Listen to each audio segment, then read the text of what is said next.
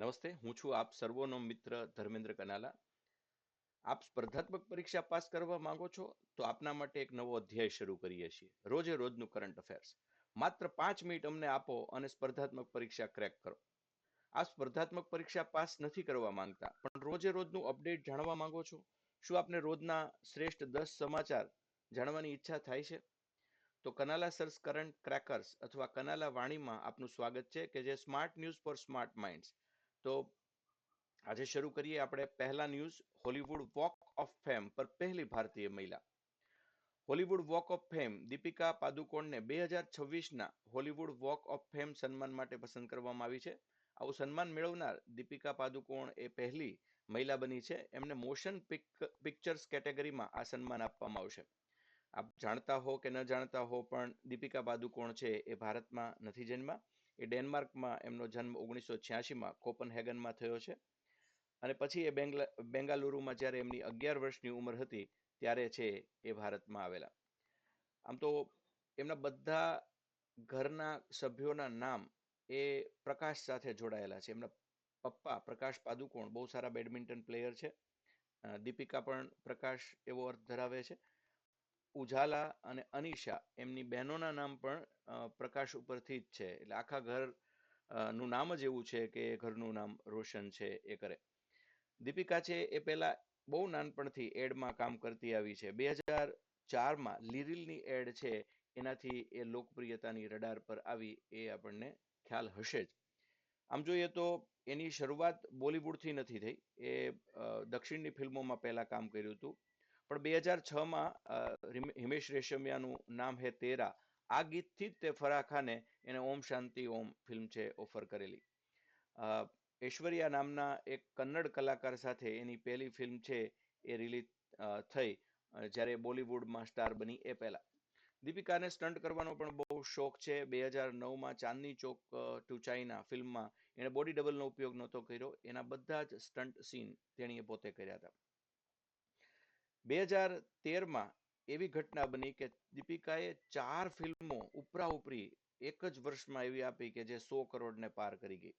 બધાને નામ ખબર જ હશે, પણ તોય હું કહું. રેસ 2, યે જવાની હે દીવાની, ચેન્નાઈ એક્સપ્રેસ અને ગોલીઓ કી રાસ લીલા તો કોણ ભૂલી શકે. દીપિકા કદાચ એકમાત્ર એવી હિરોઈન પણ ખરી કે જેને એનિમેટેડ ફિલ્મ કોચડાલિયાન 2014માં તામિલ ભાષાની આ ફિલ્મ છે રિલીઝ થઈ. એમાં ફોટો રિયલિસ્ટિક પાત્રો હતા. મતલબ એક પ્રકારનું કાર્ટૂન તમે કહી શકો, મોશન પિક્ચર. તો એમાં દીપિકા પાદુકોણનું કાર્ટૂન છે મૂકવામાં આવ્યું હતું, જે ફિલ્મ છે બહુ લોકપ્રિય થઈ. આખી ફેમિલી સ્પોર્ટ્સ સાથે જોડાયેલી છે. પ્રકાશ પાદુકોણની તો આપણને ખબર જ છે, પણ દીપિકા અને એની બેન બંને પણ નેશનલ લેવલના પ્લેયર છે, રહી ચૂક્યા છે. દીપિકાને બેડમિન્ટનનો પણ બહુ શોખ છે, બેઝબોલનો પણ એને બહુ શોખ છે. એની બેન પણ બેઝબોલની પ્લેયર છે અને એ આખું પરિવાર છે એ રમતગમતમાં રસ રાખે છે. દીપિકા મીઠાઈની પણ બહુ શોખીન છે અને એક ઇન્ટરવ્યુમાં એને પૂછવામાં આવ્યું હતું કે એની લાઈફનો છેલ્લો દિવસ હોય ને છેલ્લું ભોજન લેવામાં આવે તો એ કયું ભોજન લે. તો એને કીધું હતું કે હું ચોખા એટલે કે રાઈસ અને રસમ લેવાનું પસંદ કરીશ. ઓકે. ઇન્દોરનો ઇન્ડિયામાં પહેલો ડિજિટલ એડ્રેસ કોડ, એટલે ઇન્દોર દેશનું પહેલું ડિજિટલ એડ્રેસ સિટી બનશે. દરેક ઘરને અપાશે unique GPS address. Global positioning system, પ્રથમ ઓઆર આધારિત એડ્રેસિંગ સિસ્ટમ. ઇન્દોરે સ્માર્ટ સિટીઝ મિશન હેઠળ ભારતની પ્રથમ ઓઆર આધારિત ડિજિટલ એડ્રેસ સિસ્ટમ છે એ શરૂ કરી. અચ્છા, ઓઆર મતલબ શું? Open reference. એમાં દરેક ઘર જીપીએસ સાથે જોડાયેલ હોય. ક્યુઆર કોડ સાથે એક મેટલ પ્લેટ લગાવવામાં આવશે. દાખલા તરીકે અહીંયા એક ઘર આપ્યું છે તો એને નંબર આપવામાં આવ્યો છે 7.655. આ શું છે? ઘણીવાર એડ્રેસમાં ઘણી બધી જગ્યાએ તકલીફ થતી હોય છે. ત્યારે ઇન્દોરે આજે શરૂઆત કરી ઓપન રેફરન્સ આધારિત જીપીએસ સિસ્ટમની. એના આધારિત કોઈ દુકાન કે કોઈ ઘરનું એડ્રેસ યુનિક બનશે. એટલે વધુ ચોકસાઈ, વધુ ઝડપ અને વધુ સલામતી સાથે હવે ઘર શોધી શકાશે. ગૂગલ કે માણસને કોઈ પણ જાતનું કન્ફ્યુઝન નહીં થાય. આનાથી ફાયદો એ થશે કે પોલીસ, ફાયર બ્રિગેડ, એમ્બ્યુલન્સ આ બધા જ છે એ ઘરે બહુ સરળતાથી ઝડપથી પહોંચી શકે. આમ ઇન્દોરે ફરી એકવાર સાબિત કર્યું છે કે એનું નામ ટોપમાં શું કામ છે. માત્ર સ્વચ્છતામાં જ નહીં, ટેકનોલોજીમાં પણ નંબર 1 બનવાનું મિશન લઈ અને ઇન્દોર આગળ વધી રહ્યું છે. ત્યારે આ વસ્તુ આવકારવા જેવી છે. એક જેમ ઘટના બને એમ ક્યારેક દુર્ઘટના પણ બને. તાલિબાનને રશિયાનું ગ્રીન સિગ્નલ બહુ વૈશ્વિક ચર્ચાનો વિષય બન્યો છે, અને તમે બધા ઈચ્છો તો આપણે ટ્વિટર ઉપર આની ચર્ચા પણ કરીએ. હું તમારી સાથે જોડાઈશ આવતીકાલે, અને તમે બધા મને જોડાઈ અને તમારો મત આપજો કે તાલિબાનને રશિયાનું ગ્રીન સિગ્નલ આ વૈશ્વિક ચર્ચાનો બહુ મોટો વિષય છે, વૈશ્વિક રાજકારણમાં મોટો ફેરફાર છે. રશિયાએ આખા વિશ્વને ચોંકાવી દીધું છે. રશિયાએ તાલિબાનને માન્યતા આપી, રશિયાએ અફઘાનિસ્તાનમાં તાલિબાન સરકારને માન્યતા આપી. આવું કરનાર પહેલો દેશ છે. તાલિબાને 2021માં અફઘાનિસ્તાનમાં સત્તા સંભાળી ત્યારથી એને કોઈએ માન્યતા નથી આપી. આપ જાણો છો કે 2021માં અમેરિકાની સેનાને પાછું બોલાવ્યા બાદ તાલિબાન અફઘાનિસ્તાન ઉપર સત્તા ઉપર આવ્યું. તાલિબાનનું શાસન ઘણા દેશોને માન્ય નથી, એટલા માટે કે ત્યાં માનવ અધિકાર ને મહિલા હક અને સ્વતંત્રતા ઉપર બહુ મોટો પ્રશ્ન છે. ત્યારે આવામાં રશિયા એવો પહેલો દેશ બન્યો છે જેને તાલિબાન સરકારને અધિકૃત માન્યતા આપી. ઘણા બધા કારણો છે. અફઘાનિસ્તાન સાથે સંબંધોમાં સ્થિરતા, વેપાર અને રશિયામાં દ્વિપક્ષી હિતોમાં આ નિર્ણય લેવાયો છે. પણ હવે વિશ્વ માટે એક પ્રશ્ન છે કે રશિયાના પગલે તેઓને ચાલવું કે નહીં. આમ જોઈએ તો આ નિર્ણય એકમાત્ર રાજકીય પગલું નથી, પણ સમગ્ર દક્ષિણ એશિયાઈ પ્રદેશ માટે એક ભવિષ્યને અસર કરે એવો ઘાતક વળાંક છે. આ બાજુ આમ રણ તરફ ને આમ ક્ષણ તરફ બે બાજુ જઈ શકાય એવી પરિસ્થિતિ છે. ત્યારે આ બહુ મોટો ચર્ચાનો વિષય છે, અને રાજકારણમાં ક્યારે શું બને એ નક્કી જ નથી. એની આ બહુ મોટી ઘટના છે. India to Dubai sales global expansion begins. બહુ મોટી ઘટના, અને આપણે બધાએ એનો ખૂબ આનંદ લેવો જોઈએ કે ભારતનું સ્ટીલ હવે દુબઈ સુધી ગુંજી રહ્યું છે. સેઇલે લીધો વૈશ્વિક મંચ પર પહેલો દીધો પહેલો પરિચય. સેઇલનું પ્રથમ આંતરરાષ્ટ્રીય કાર્યાલય, એટલે સેઇલ એટલે શું? Steel authority of India limited. એણે દુબઈ યુએઈમાં તેનું પ્રથમ આંતરરાષ્ટ્રીય પ્રતિનિધિ કાર્યાલય શરૂ કર્યું છે. ભારતની અગ્રણી સ્ટીલ ઉત્પાદન કંપનીમાંની એક, અને ખૂબ આપણા માટે આનંદના સમાચાર કે એની પ્રેઝન્સ અત્યાર સુધી દેશમાં તો બહુ મજબૂત હતી, પણ હવે આંતરરાષ્ટ્રીય બજારમાં પ્રવેશ આપણા સૌ માટે ગૌરવની વાત છે. આમ જોઈએ તો આ રિપ્રેઝેન્ટેટિવ ઓફિસ છે, એટલે મિડલ ઈસ્ટ અને અન્ય વિશ્વ બજાર સાથે વેપારકૃત રીતે એ બધાને સાંકળ છે. આમ જોઈએ તો સરકારનું જે મેક ઇન ઇન્ડિયા અને ગ્લોબલ રીચનું સપનું છે, એને આમ make in India export to the world એ હવે એક્શનમાં હોય એવું લાગે છે. દુબઈ બહુ મોટું વ્યાપારિક હબ છે, જ્યાંથી સેલ દુનિયાના ઘણા દેશોમાં પોતાનું સ્ટીલ પહોંચાડશે. સેલનું સ્ટીલ હવે દેશની મર્યાદાને પાર કરી અને વિશ્વના માળખાને મજબૂત બનાવશે, એ સમાચાર ઉપર બલ્લે બલ્લે. Air force headquarter Delhi, air marshal S શિવકુમારને મળી મોટી જવાબદારી. આપણા એરફોર્સ હેડક્વાર્ટરના એઓએ એર માર્શલ એસ શિવકુમારને એરફોર્સ હેડક્વાર્ટર દિલ્હી ખાતે એર ઓફિસર ઇન્ચાર્જ એડમિનિસ્ટ્રેશન તરીકે નિયુક્ત કરવામાં આવ્યા. હવે તેઓ વાયુસેનાના વહીવટનો કાર્યનો હવાલો છે એ સંભાળશે. આમ ભારતીય વાયુસેનાને વહીવટના કમાન્ડ હવે સોંપાયું શિવકુમારને. એર માર્શલ એસ શિવકુમાર વાયુસેનામાં 4 દાયકા એટલે કે 40 વર્ષની સેવાનો અનુભવ ધરાવે છે.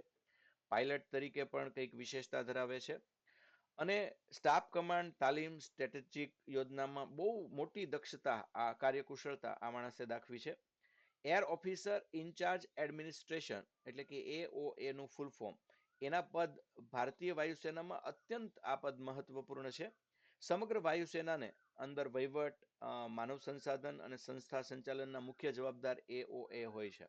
આ પદ પર રહેતી વ્યક્તિ વાયુસેનાના આંતરિક શિસ્ત, સુવિધા, કર્મચારી કલ્યાણ અને સંરક્ષણ વ્યવસ્થાપનને લીડ કરવાનું હોય છે.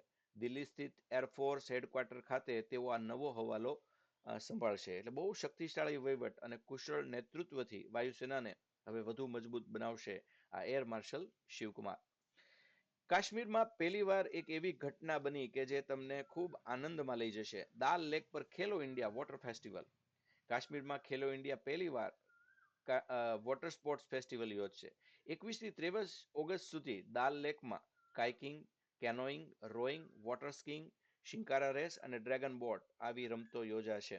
આમ પહેલીવાર દાલ લેકમાં બધું થાળે પડ્યા પછી, શાંતિ આવ્યા પછી, સરકાર બન્યા પછી આ બધું થઈ ગયું છે. તો 21 થી 23 ઓગસ્ટ ખેલ પ્રેમી માટે ખાસ દ્રશ્યો રચાશે.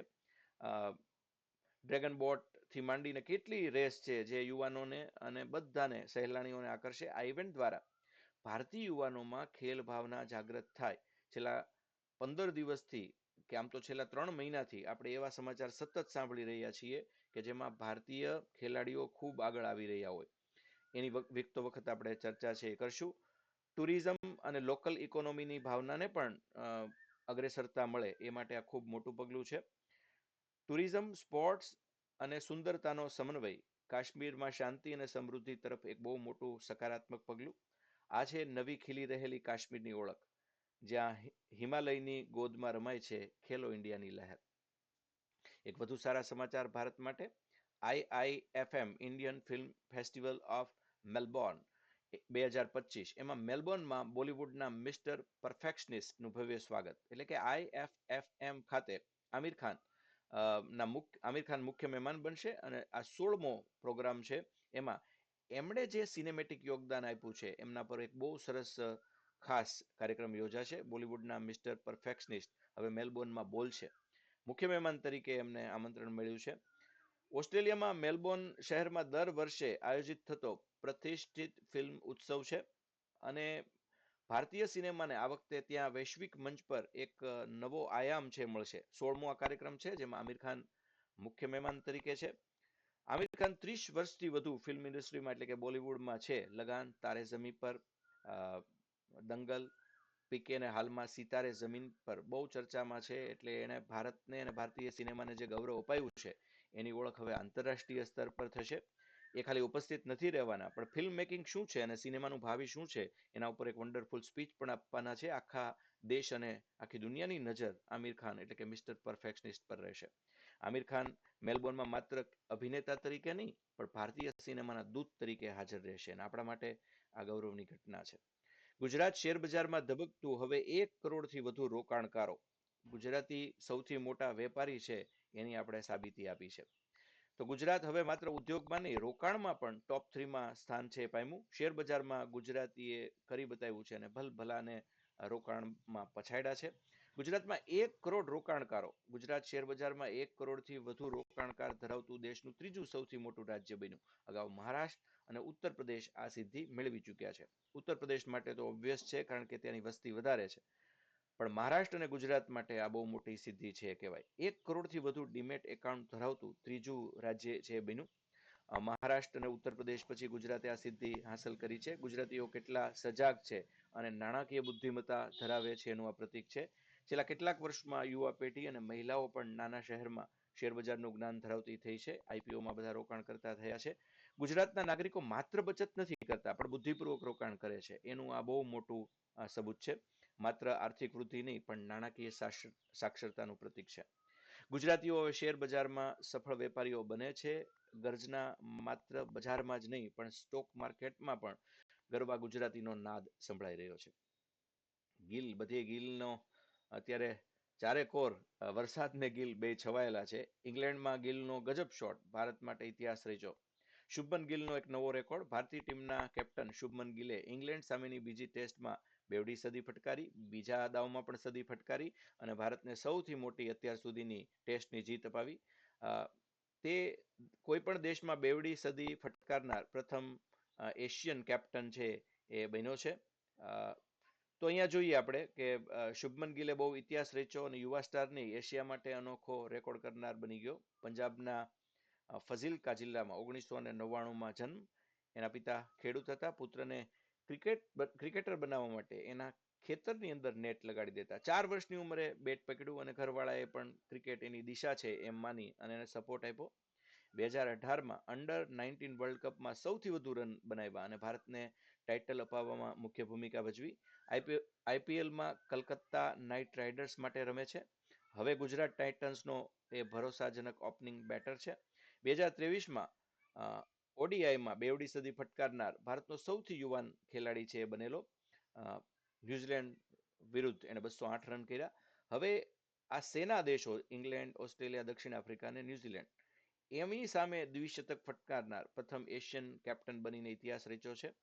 શુભમન ગિલના સોશિયલ મીડિયા ફેન ફોલોઅર્સ પણ બહુ ઝડપથી વધી રહ્યા છે અને યુવા દર્શકોમાં એ કેટલો લોકપ્રિય છે એ મારે તમને કહેવાની જરૂર નથી. શુભમન હવે ફક્ત ભવિષ્યનું નહીં પણ વર્તમાનનો એક ખૂબ મોટો ચહેરો બની રહ્યો છે. ભારતના ગૌરવમાં વધુ એક રત્ન એટલે શુભમન ગિલ. કૌટુંબિક દત્તકથી ટીબી સામે જંગ બહુ મોટી વાત છે. પુડુચેરીની એક નવી આરોગ્ય ક્રાંતિ જે આપણે જાણવી જોઈએ. પુડુચેરીનો કૌટુંબિક દત્તક કાર્યક્રમ ટીબી મુક્ત પુડુચેરી માટે કુટુંબ દત્તક કાર્યક્રમ શરૂ થયો. અંતર્ગત તબીબી પરિવારો દ્વારા ટીબીના દર્દીઓને દત્તક લેવામાં આવે છે. એટલે ટીબી સામે લડશે હવે પરિવારની જેમ પુડુચેરીમાં શરૂ થયું આ અનોખું દત્તક અભિયાન. ટ્યુબરક્લોસિસ જેનું પૂરું નામ છે અને ટૂંકું નામ છે ટીબી એ ભારત માટે આજે થોડી ઘણી આરોગ્ય સમસ્યા છે જ. છુપાયેલી બીમારી એટલે કે બીમારીને છુપાવવાની આદત સમાજના ભેદભાવના કારણે દર્દી છે માનસિક દબાણમાં રહે છે. ત્યારે પુડુચેરીની આ પહેલ સમગ્ર દેશને એક નવી દિશા આપશે.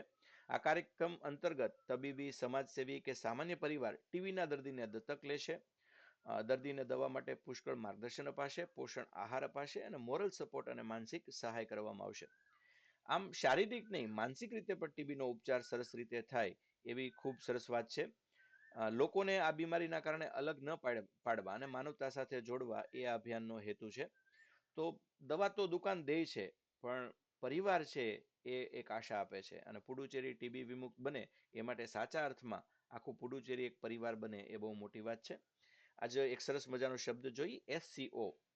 સંરક્ષણ પ્રધાન રાજનાથ સિંહે તાજેતરમાં શાંઘાઈ સહકાર સંગઠનના સંરક્ષણ પ્રધાનોમાં બેઠકમાં હાજરી આપી. આ જૂથની સ્થાપના 15 જૂન 2001ના રોજ ચીનના શાંઘાઈ શહેરમાં કરવામાં આવી હતી. એનું મુખ્ય મથક બેઇજિંગમાં છે. SCOના પૂર્ણ સભ્ય દેશ ભારત, ચીન, Russia, Pakistan, Iran, Kazakhstan, Kyrgyzstan, Tajikistan, Uzbekistan અને બેલારુસ છે. આતંકવાદ, અલગતાવાદ અને ઉગ્રવાદને રોકવા અને વેપારને પ્રોત્સાહન આપવું, પ્રાદેશિક શાંતિ જાળવવી અને સાંસ્કૃતિક અને લશ્કરી JIPP સહયોગને પ્રોત્સાહન આપવા માટે આ આખું સંગઠન કામ કરે છે. એમાં રાજનાથસિંહે જે સહી ન કરી એના કારણે આ સંગઠન વિવાદમાં આવ્યું હતું, જે તમારે જાણવું જરૂરી છે. તો આજ બસ આટલા જ સમાચાર કનાલા બુલેટિનમાં 5 મિનિટ અને full update. Education is the most powerful weapon which you can use to change the world. Nelson Mandela કહે છે કે જગતમાં સૌથી મોટું શક્તિશાળી શસ્ત્ર હોય તો એ શિક્ષણ છે અને એના દ્વારા તમે જગતને બદલી શકો છો.